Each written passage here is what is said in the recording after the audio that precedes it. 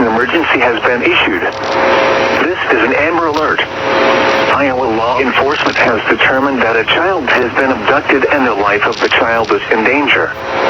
Repeating, this is an Amber Alert. Iowa law enforcement has determined that a child has been abducted and the life of the child is in danger. An Amber Alert is in effect for Iowa. Here is specific information regarding the Amber Alert. The child was abducted on October 25th, 2023 at 3 p.m. from Creston Avenue in Des Moines.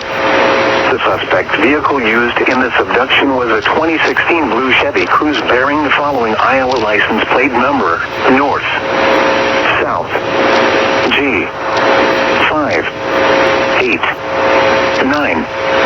The destination of the vehicle is unknown at this time. The child is a female 14 years of age. Repeating, the suspect's vehicle used in this abduction was a 2016 blue Chevy Cruze bearing the following Iowa license plate number: North, South, G, 5, 8, 9. The destination of the vehicle is unknown at this time. All abductors should be considered dangerous. To report information of this child, dial 911.